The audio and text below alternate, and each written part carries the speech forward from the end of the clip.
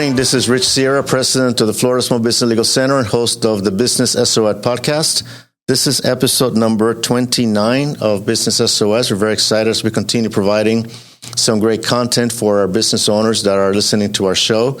Today we have a special guest. I'm very excited for today. We have Kate Delaney here with us. And before I introduce her, I wanted to give you just a little information about her. Kate Delaney is an award-winning national broadcast personality. She has interviewed over 16,000 people, including U.S. presidents, countless of celebrities and sport legends, and her 20 years in her radio and television career. She won an Emmy for a special report on AIDS epidemic in New Mexico, several Golden Mics for a series on immigration. She's a best-selling author of several books, including one that we will be speaking about today, Deal Your Own Destiny, Increase the Odds, Winning Big, and Become Extraordinary. She also is the host of America Tonight radio show, which reaches over 3 million listeners nightly through many stations throughout the country. Kate, welcome to the show. Rich, thank you. It's a pleasure to be on. I want to just show to our audience the book. We also have this in our YouTube channel and under youtube.com/@RichardSierra. So I'm actually showing the book, the cover of the book, Build Your Own Destiny. I read the book twice. I read it first time, and then I read it again to prepare for this interview. I'm excited about this book. It's inspirational. It really relates to business owners. I related to it. And I'll probably read it again just to get, every time I read it, I get more out of it. So tell me, what motivated you to write the book?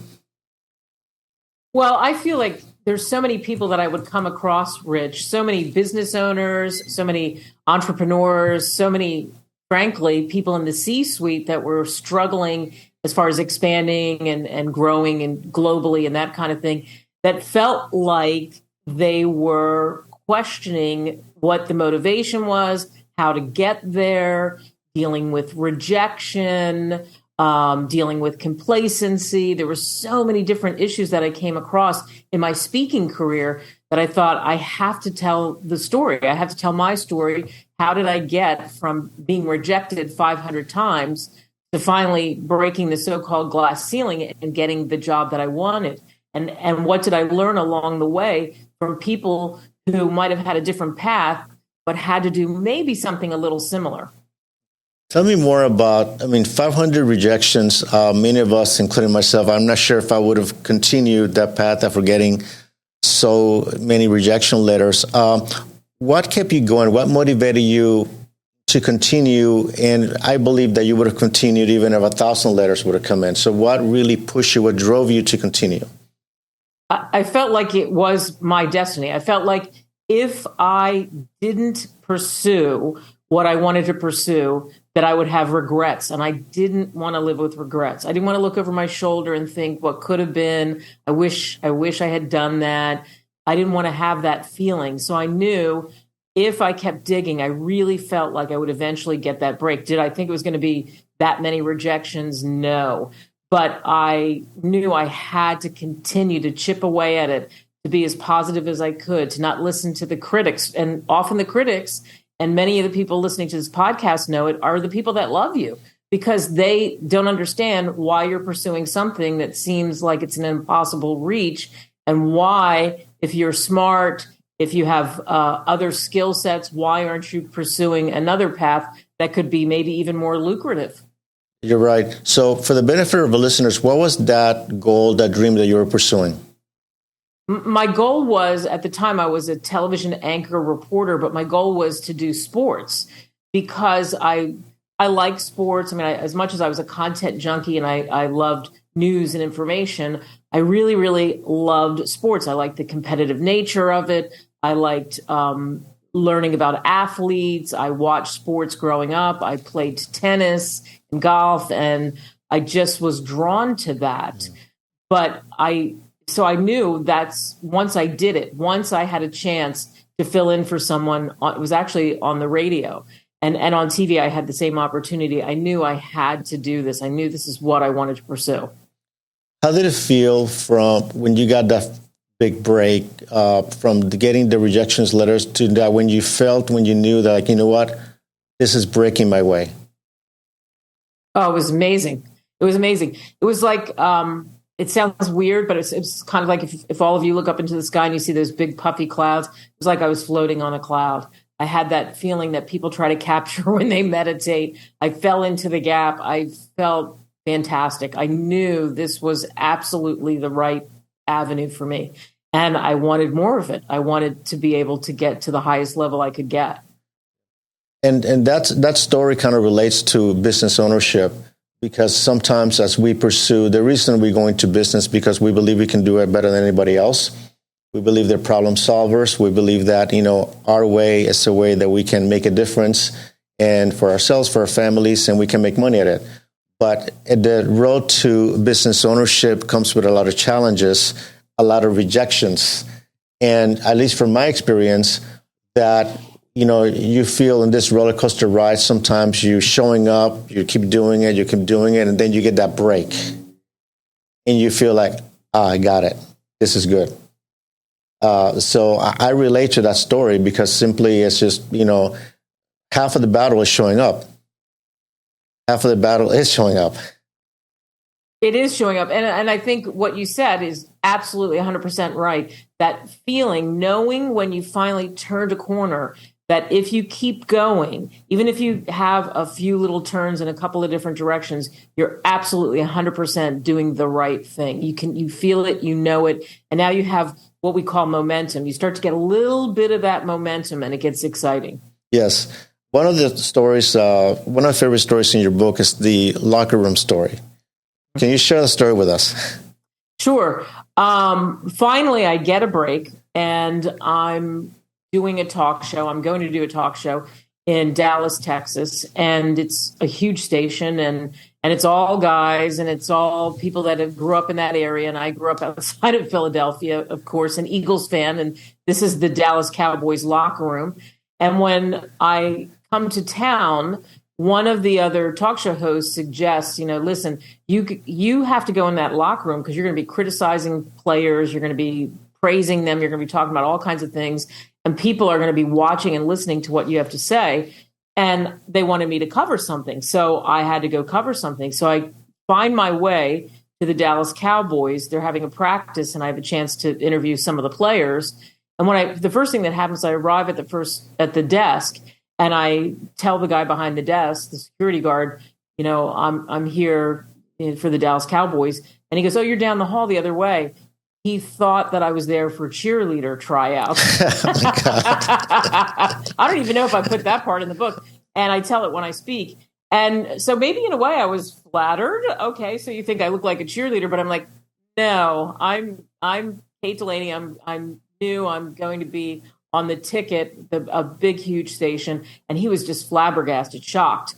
He almost didn't believe me, and then said, "Okay, go down to the left, and there's where the locker room is." And I went in the locker room, and you could hear a pin drop. Basically, when I went in, I was looking around, and there was guys that were in various forms of dress.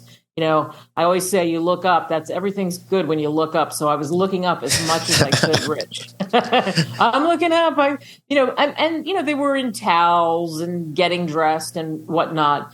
And I was nervous. I had a skirt on. I was dressed up, and I never get nervous. And my hands were getting sweaty. I could feel it. So I had a microphone in my hand, and I started to rub my hands to get the sweat off, the perspiration off my hands, and I dropped the microphone. A big mistake. And it just bounced on the ground. And when I dropped the microphone, I could hear this click, click, click, like cowboy boots. And sure enough, one of the players, and it was Jay Novacek at the time, he says, "Darling, don't pick it up. Don't pick it up. For God's sake, don't pick it up." He bends over, picks up the mic, hands it to me, and says, "We sure are glad you're here." That's a great story. Thanks for sharing it with us. But it's also a story about comfort zone. That in order for us to do something, especially going to that next level that we want to pursue, we have to be willing to get out of our comfort zone. And this is an example of how you went in there as a female reporter to a professional male locker room. And yeah, you were nervous clearly, but you were completely out of your comfort zone. But I believe that you knew that for your career, you had to do it. I did. I knew that I would have to know players. I would have to be able to approach them. I'd have to be able to have connections. And I couldn't just hide behind a microphone somewhere because I wouldn't get ratings. I wouldn't get known. I wouldn't do the things that you need to do to get those contacts and to break stories and to be able to be the trendsetter and to hit the kind of goals that I wanted to set. I absolutely had to stretch myself. And you're right. I mean, that word is great. Discomfort. I dance in a discomfort zone in my life, and I had to do it then, or otherwise I wasn't going to succeed. It's also about credibility. That I believe that you knew at the time that in order for me to be respected or be credible in this field, this male-dominated field of sportscasting, you had to do it. I mean, it's having the credibility. Yeah, absolutely. And it totally relates to the business owner. You have to have that credibility. If you're gaining that expertise and you have a certain level of expertise, and you should always be working on gaining more knowledge and working on your skills. And I had to do that. I had to have the credibility and I had to grow. And the only way you do that is to be able to be uncomfortable. Yeah. One of the things you talk about in your book is about the importance of believing in yourself. Tell me more about that. Well, it's like I mentioned at the top. What often happens is it's not the necessarily people that are sniping at you that could be competitors or people who don't know you well. A lot of times it's the people close to you that are trying to dissuade you from the direction you want to go in. So you really have to dig deep and believe in yourself. That word belief is so important. Believe that you can get there. Figure out what it is that you need to do to mentally build up your mind, physically be ready, to be ready in all aspects of your life as you come up against these obstacles, these walls, these people trying to dissuade you, or things that go haywire, because business can go in lots of different directions. It does. You're swimming along, and then all of a sudden you fall off a cliff. Well, how do you come back to that? You have to believe. And you also said this, where you believe that you can do it better. You believe for your family you can make more money. You believe that you can add to the community. You believe that you have the right product or service that can be the solution for a whole lot of people. And you have to absolutely 100% have that belief day after day after day after day after day, because it's never overnight. How do you find the motivation? Because in business ownership, there are setbacks. And, I've been in business now as an attorney for 19 years. Before that, for another 10 years, I run an online company, marketing company. So, and there are times that you're like, I've done everything. And so how do you find the motivation to get up the next morning and continue when everything seems to go wrong? Well, it's that saying, like, do you take action, or is it that fear that holds you back? How do you get through that fear? How do you figure out a way to motivate yourself when you have those setbacks? And what I do is, one, I have a mastermind of people that I go to. So if there's something that happens to me, I have various people in a business capacity that I would immediately call. Hey, here's what's happening. What do you got for me? What can we do? What do you think? And I bounce ideas off people that I trust, that know me personally and professionally. And then I have also mentors that I would reach out to. I think it's key to have those kinds of people around you, that when you're in a slump, when something blindsides you, that you can go to seek their advice. They're not telling you what to do, but they're seeing the problem from a different angle. And because you have that relationship, they can give you some of those really credible suggestions that may help you get to whatever it is you're trying to get to, and pull you back in and keep you on that path. And they believe in you. So that's going to make you feel good. You need raving fans. You need some people who believe in you. Even if it's one person, you have to have those people in your life. I always say, you got to stack the deck. You got to stack the deck with raving fans, not people who don't believe in you. I agree with that. There's a quote in your book. It might be, it's a section actually. It says, name your dream, find your mentor, build your advocates. Yeah. I mean, you have to call it out. Some people, I had a conversation once with Matthew McConaughey, and one of the things, the famous actor, one of the things he says is, write it down, put it in your pocket, put it in your wallet, make sure that you see it, look at it every single day. And I think there's something to that. I journal every day and I write down the same goals, the objectives in a space in that journal every single day, so that when something tough happens, or even if great things are happening, I look at it, I remind myself, what is it? What am I trying to achieve? Yeah, I think writing things down are very important, and I keep the track of things on a daily basis because I look at trends. I'm not really too much of a looking backwards too much, simply because it's just whatever's in the past is gone. I cannot turn back time, but it gives me trends, and it gives me going forward. So I keep track of daily revenue, daily sales. What are we doing on a daily basis? And then I look at trends. Where were we at this point last year, to kind of give me an idea where we're going. So daily tracking is important. I mean, that's the way. I mean, I know people keep track of, revenue by the month, by the quarter. We don't get paid by the month. We get paid by the quarter. We focus on a daily production, at least in what we do, is what we do on the day. That's what matters, that production, that discipline on that daily basis. That cumulative effect, then you see the results. It will not happen overnight. And you talk about, and I don't think it's in the book, but I think in listening to one of your speeches, you talk about the power of patience. Tell me more about that. Yeah, I say the three things. You have to be patient. You have to go all in. You have to go all in. You have to remember that patience pays. And then the third thing I talked about just before, stack the deck with raving fans, because you're going to need people that support you.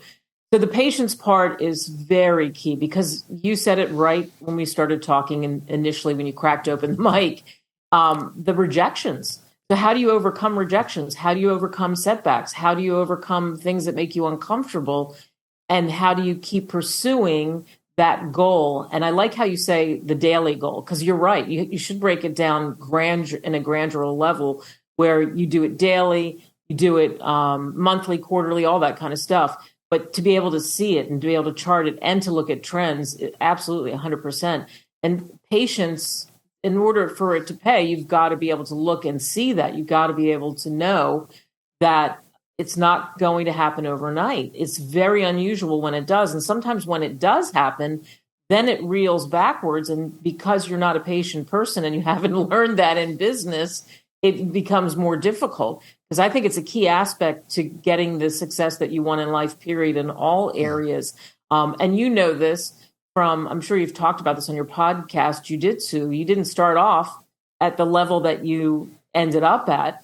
You had to have the patience. You had to be able to train and learn and have the skills. That's why a lot of times when you do something athletically, I mean, even playing tennis at a club level, or going and playing with friends once a week, how do you get better? How do you, what's the goal of that? And I think athletics lends itself to business because of the patience you have to build up those skills to get better at what you're doing. Because again, it's not going to happen overnight. It's a step-by-step kind of thing. And it's really tough because, we want success. Most of us want success right away. I mean, we have fast food is huge for a reason. Yeah. Drive through, get your food, boom. We don't want to take an hour to cook. We don't want to take 45 minutes to cook. We're a nation of people that like things to happen quickly. Yes, that's a great point. And, I've been doing martial arts since I'm 9 years old, and on and off. And the last 10 years, trained judo and jiu-jitsu as well. And they're very humbling sports. You got to leave your ego at the door. There's a lot of bruises, a lot of tears. And what I learned, especially, and I started doing Taekwondo as well when I started my martial arts career, if there's a career in that, there are no shortcuts. The belts basically show the level that you have achieved at the time. And what happened as when I was trained for competitions, like before COVID, I trained every day. I trained like 10 hours a week. And you did not feel you were improving, but your instructors knew you were improving. And you don't see that. you say, I'm not getting better. I'm not getting better. I'm still showing up. And you cry and you get bruised and you get injured and you cry again. It's a lot of crying in martial arts because you're frustrated, get choked, your arm barred. But then, then you go with somebody who is just starting out or somebody who just perhaps not at your same level. You realize, this is beginning to work. This actually works. I'm learning. So what happened is, as we in our business career in martial arts and sports, people don't realize that you're actually improving slowly and you do not see the improvement as you're going forward. And that's where the impatience comes in. Wow, that's a great example because that's difficult. And I'm sure there are so many people that quit, that give up, like, I like this, but I can't do it. I can't do this. I'm not going to get there. The giving up is the thing. And that's the deal. If you just hang in there, I mean, how many people give up versus the people that keep moving forward? I think you find that success. You really do. Patience is key to success in business and other areas of your life. Yeah. Getting the right mentors, as you mentioned in your book, are very important. The right coaches are important as well, simply because we cannot keep beating our head against the wall and thinking that things are going to change, which is the reason I wrote my book, the Business SOS, 8 Common Legal Mistakes Business Owner Makes and How to Avoid Them, because I found out that business owners, as I now 19 years in practice, I've interviewed several thousand business owners through my career, the problems were the same. They were the same problems. And they were dealing with contract issues. They were just not getting advice. They were not reading their own contracts. They were doing deals without a contract, investing in businesses. They were the same problems. And I'm like, I need to catalog these. I need to mention them and talk about them so other business owners, if they see these yellow lights and they say, okay, maybe, I can recognize something that could happen. Let me call an attorney. So, that's kind of the reason I wrote the book as well, is simply because it's just the fact that they just run into these mistakes. They don't get the professional advice they need. And then they quit because they just didn't know what they were doing. So. Yeah, your book is so good. Your book I think should be a must-have read for people in business. And I'm not just saying that because I'm hearing your podcast, but I really, truly, Rich, and at any level, whether you're starting a business, you're mid-career, you're getting out of one business and getting into another business, you're getting into business with friends, which can be tricky, and all business lawyers know that, yeah. Or getting into business with whoever in a partnership. And your book really lays that out. And if you, as you say, you get to those yellow lights, and then perhaps it's not as dramatic, and you can save yourself a lot of money, a lot of heartache, and a lot of time. One phone call can make a difference. Yeah. Just that quick phone call, say, am I going the right way? Okay, you need to get the proper direction. But, thank you, Kate. I appreciate that. You talk in your book about the danger of complacency. Tell me more about that. Yeah, and it's happened to me. I mean, I think it happens to all of us, no matter how ambitious you are or what you've achieved. And there's that danger, too, when you achieve certain things. Like, here's the thing. Life, it sounds so cliche, but life is a journey. Business is a journey. And it's not about the destination so much. Yes, you have to have the goal and you're going along and all of that. But it's all of what happens in the journey. You have to be able to be flexible and have to be able to pivot and do the things that you need to do to find that success and to keep learning and growing. I've said this a couple times now, and get those extra skill sets. Because once you've achieved a certain amount of success and it's automatic and it becomes what I call set it and forget it. So if you're on set it and forget it mode, hey, we're making plenty of money, everything's good, and you're just checking in every day. You're just getting up, doing the thing, you're happy, but you're not looking down the road. You're not looking at what's happening with technology. You're not looking at, I love the word trends, which you said, you're not looking at the trends. You're not looking at the competition. You're not looking at maybe how customers are changing. Are you paying attention to your really super great customers while you're busy, your company's busy working on new customers? A lot of times the customers you've had for a long time get sort of pushed off into the cheap seats because you think it's plug and play and it's automatic.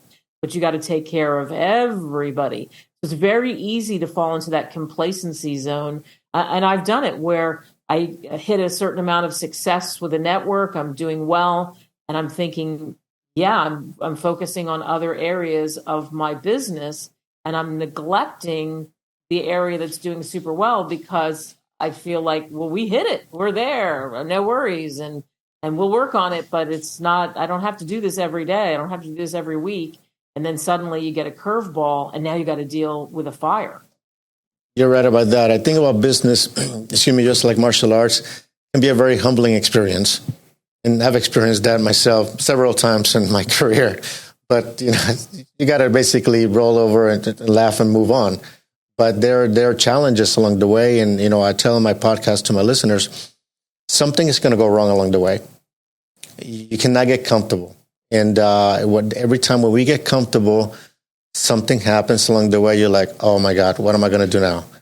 And then you kind of figure it out. And then you go back to that level of drive, that energy that got you start the business in the first place. You go back to the foundation, to the basics, to the fundamentals that you said, okay, that made you successful in the first place. Sometimes, myself included, we feel that, you know what, I don't have to do that anymore. I don't have to do all this follow-up. I'm getting all these calls.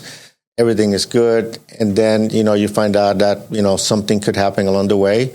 Whether like it happened with COVID, that people couldn't see you at the office, you got to completely change your business model and adapt.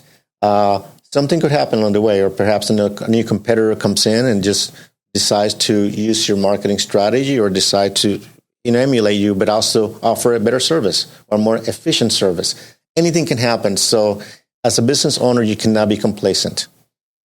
You have to be focused on your business. You do, and it's such a hard thing. Right? Because you also get tired and you think, well, I don't have to worry about this now. I've arrived. Like the most dangerous thing is I've arrived. No, we haven't. No, you haven't. You don't ever say to yourself, I've arrived. You talk to any of the greats like Warren Buffett. I'm trying to think of some people like Mark Cuban. He's been in the news lately. I've had many conversations with Mark Cuban. He was never complacent. He was never satisfied. And people dissuaded him every step of the way, including when he thought when he had the broadcast that he was using on the internet that made him so much money, that started everything for him, people thought it was ridiculous. And then it's what led to him becoming a billionaire. And he had to have patience. He had to not be complacent because there were so many obstacles in his way. This also goes into the risk-taking that we as business owners take. I mean, if we believe that we're doing the right thing, we believe that this is our passion, my philosophy is just go for it anyway. You're not going, even if it doesn't come out the same way you planned it originally, you're not going to be in a worse position that you were before by not trying it. That make sense? Yeah, my saying is leap and the net will find you. Yes. Because if you don't, it goes back to that regret. And what's the worst that can happen? Then if something you try doesn't work, maybe you learn something else and then you go in a different direction. It works even better. I think one of the problems, Rich, is that a lot of people have, I find it often when I'm speaking, that I'll ask people in the audience how many are perfectionists. And of course, they all, like half of them, more than half, raise their hand.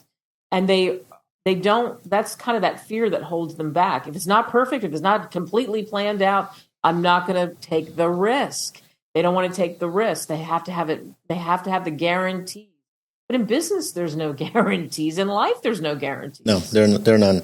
And, I tell that to my friends. I belong to a mastermind group of attorneys called the Advocates Boardroom.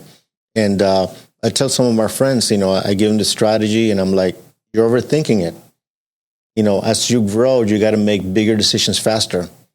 And we don't have the luxury of time. Time does not stop for any one of us. So if you're 60, 70% confident that the decision is the right one, just go for it. We're never going to be 100%. And in marketing, and I did a marketing segment because I have a marketing degree from the University of Tampa, and that's kind of my background as well. And I said, most of the marketing it's not going to work. I mean, that's the reality. So all these advertising that we spend, or social media, none of it is going to work 100% of the time. What is not going to work if you do nothing. If you do something, the cumulative effect of all the marketing that you do will work. So I said, don't overthink it and just do it. Just do it. What's worse can happen? Right. And I love that word too. I use that a lot, overthinking, because that's where you get caught. That's where you get stuck. That's where you stay and you don't make the move, because you're constantly going over it. And you talk yourself out of it. A lot of times that's what happens. And then by the time you've talked yourself out of it, somebody else has come along and they're first to market with the idea that you thought you had that nobody else was thinking about. Remember a story that, I went to military school in Puerto Rico, and then I went to ROTC, and we were at a camp, and it was a leadership camp that we were in charge in telling people what to do, and there were some certain decisions. And at one point, I was directing my team, and I was just kind of like not sure what I was going to do. And the captain says, "Sarah, make a decision." He yelled at me, "Make a decision, just make it." And that stuck with me for like 40-something years, because, we have this aversion of making decisions, thinking that is the wrong decision. Just make one. You think about it, just make it. You can always adjust it, but make a decision, because otherwise you're paralyzed by overthinking what is going to happen. And then people get paralyzed sometimes, especially in business. Oh, yeah. I think a lot of times, if you took a survey and people were being honest, they would tell you that. I know that there are certain moments in all kinds of businesses that there's that, that fear or flight kind of thing that also kicks in. And that's partly what we're talking about, where you're like, no, I'm done. I'm getting away from this. I'm not going to go in that direction. I'm not going to take that risk. And they walk away from maybe what could be an amazing opportunity. I had a conversation with Richard Branson about that, and he is the ultimate risk taker. He's like, yes, life is not exciting if you're not taking risks, Kate. So that stuck with me, because how many times you're going to be successful if you fail and fail and fail again? Ultimately, you'll have that success that you probably never could have dreamed of. But also you learn from failures. Sometimes you're going to make adjustments. Sometimes you say maybe it wasn't the right opportunity. But, failure is part of a learning process to become successful. Otherwise, absolutely. I tell them in my podcast to my listeners, you're not going to become an expert at anything the first time you try it.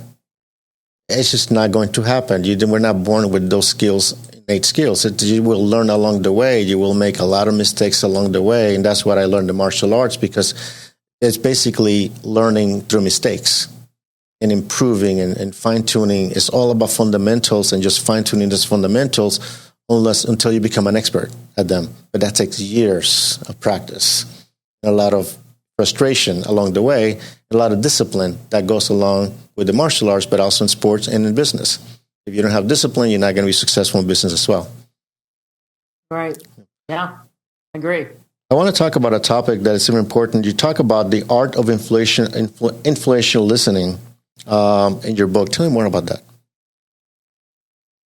Well, here's what happens. I think our brains are moving so fast that you have all these ideas, or you're talking to someone, you're talking to a customer, you're talking to whoever you're talking to. It could be your son or daughter. It could be, at any level in your life. And they're trying to have a conversation with you to tell you something, but you're thinking about what you're going to say next. And you're not really hearing what they're saying. I mean, there is an art to becoming an influential listener. You have to take a pause and kind of empty that head out of all these ideas that are floating around there in your head, and really focus on that person who's on the phone, that person who's standing next to you, whatever form of communication, and pay attention to what they're saying. Listen to understand. I mean, how often do you walk away? This is when you have a problem. How often do you walk away from a conversation that could be just a little quick conversation where someone says, "Hey, this is important. Do you know X, Y, Z?" And you walk away and you can't remember the details. So then you have to call them back up again or say, wait, what did you say? How many times in your life are you saying, I didn't know that, but you didn't clarify until after you were already away from the person. Yeah. Because you're not listening to understand what they're saying. Let them make their points, really absorb what it is. And if you don't understand it, ask the questions so that you then remember what they've told you. I think the other thing to becoming an influential listener is you got to get rid of the distractions. We live in the world of distractions. We live in the world of attention spans of 7 seconds, Rich. Yeah. So, your phone's ringing. We're doing this podcast, and I shut off my phone. I shut down everything I could because I know there's people that'll be trying to get a hold of me, and I'm not going to be distracted by that. And a lot of times people, you'll see them, they'll look off to the side. They're looking at their phone. You're at lunch, looking. Well, you don't have time for lunch. You don't have time to have a conversation if you're so involved of why your phone is blowing up, right? And here's the other thing. If something important happens and somebody gets a hold of you, I think in business, the number one thing you have to do is be responsive. But if you're responsive to someone and you say, hey, listen, I'm in a client meeting. I'll get back to you this afternoon at 3:00, promise, or whatever. People are good with that. You can easily do that and shift instead of dropping in the middle of what you're doing to attend something else that maybe is not even an important thing. It's so important to limit those distractions. Put the phone in the desk and for an hour, focus on your emails. Whatever it takes to do that, then go back to the calls. Nobody is going to crucify you for not getting back to them within the hour or within a couple hours, as long as you reach out to them at some point, even if you're being hammered by other things, as long as you're responsive. Yeah, that's a very good point. I think that we're challenged now with the technology that we have, that we are supposed to be on 24/7 because people have access to our phones and emails, and we have our emails in our phones. And I've come to the realization that there's just not enough time in a day to handle all the communication that we receive. So I changed my focus and priorities. It's just impossible to respond to 100 emails a day. It's impossible to meet everybody you want to meet and get all the phone calls. So how do we challenge that, and how do we address that without losing our minds is the challenge. Because it can continually, if you're basically on 24/7, and when you get up in the morning, you check your emails. Before you go to bed, you check your emails as well. You're answering emails to 10 or 11 o'clock at night. That's your life. So I make it a rule. I don't take work home. When I leave the office, I'm done. I just leave the office and I'll start the next day, and tomorrow's another day. But there has to be some clear boundaries about when you work and when you're off work, because your mind needs a break. And it comes down to the top in your book, the time to focus and reset. You talk about that and how important that is. I mean, you said it beautifully. It's so true. How are you going to have what it takes? How are you going to have the juice? How are you going to have the creative energy that you need day in and day out if you don't focus and you don't reset? And it's important during the day to do that. I mean, sometimes if I'm getting hammered by all kinds of things, I'll know if I'm moving along too fast. I'll take a walk around the block. I'm blessed to live less than a mile from a beach. I'll go down to the beach and I'll walk on the beach, come back, boom, I'm focused and I'm ready to go because I took that mental break and now I'm back focusing on what it is I need to focus on. And if you can't focus, you need to push it aside, because that's when you make mistakes, when you're just rushing to get things done. And trust me, I've done it. It's like when you answer an email and you haven't read the whole email, you think you get the gist of it, but then you don't see what the last paragraph was or the last line, so you miss the whole point of the email. I bet that happens to a lot of people who are listening to this podcast because you're just trying to respond fast. I'm going to give you a hack that I use in my email Outlook, that you can actually have a 5-second delay in your email.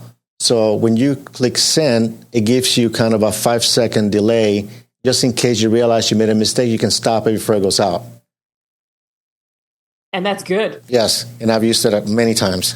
It's like, oh my God, I forgot this. There's a typo, and I'd be able to stop it. You can go up to 10 seconds, that's soon, but I think 5 seconds, sometimes it makes a difference. You realize, I didn't put an attachment there, or I forgot, maybe I'm sending it to the wrong person. That 5 seconds can be a lifesaver. It's right there in Outlook. So check it out today. Yeah, we have a few more minutes. Kate, how can people find you? There's a couple places you can go. If you want to know more about the radio show, go to katedelaneyradio.com. If you want to find more out about me just in general, and they all have links to books and all of that, go to katedelaney.speaker.com. And you'll find more about media appearances, my career, that kind of thing, where I'm speaking, all of that. I'm going to also have for our listeners, we're going to have Kate's website in our show notes as well, and our YouTube channel as well. So you'll be able to link from there. Before we leave, I want to share with our listeners a quote from your book that I think that I relate to it, and I think our listeners will relate to it. And it's page 137. You talk about the feeling when you accomplish your goal, the thrill, the bone-deep exhaustion, the deep sense of reward after countless hours of invested time and tears is indescribable. That quote, I relate to it because business ownership, as I mentioned in my book, is a roller coaster ride. There are days that you feel that you want to call a utility company and thank them for giving you, electricity. And some days you're looking at your computer and say, "What the hell did I do?" So it happens more often once in a while, but it's business ownership, and that's the reason we go into it, because we're excited, we're thrilled, and when it goes well, you're like in cloud nine, and again, you're euphoric. And when it goes bad, you're like, "What the hell is going on here?" But that quote kind of encapsulates that. That is an indescribable feeling of you're exhausted. It's really difficult to describe unless you're in it. Yeah, and it's what I call being in the gap. It's what people who meditate say when they feel that feeling, that they feel like, wow, they're almost invincible. It's a weird sensation. It's a great sensation. It's one you all want to experience when you have worked it and you've been discouraged and you've had to have the patience, and then it pays off for you. That feeling is just amazing. I want to show our listeners the book. Again, it's Deal Your Own Destiny. Increase Your Odds, Big Win, and Become Extraordinary. It's available in Amazon, Barnes & Noble, and wherever your local library. You can ask for it as well. You have Kate's website, katedelaneyradio.com and katedelaney.speaker.com. Kate, thank you very much for being with us this morning. I'm very excited. This is a must-read for the business owners. I think it is will give them a perspective how they personally can make some shifts to really have a better quality of life, but also some business tips here that are really, really important for them to have and they'll enjoy, and really dealing their own destiny, not relying on anybody else. We have the cards that are dealt with, and we just work with those cards and make them happen for us. But thank you again for joining us this morning. I'm very excited, and our audience will thank you. And this is a must-read. I'll ask them for them to buy your book. Rich, thank you so much. It was my honor to come on with you. I really enjoyed it. Thank you.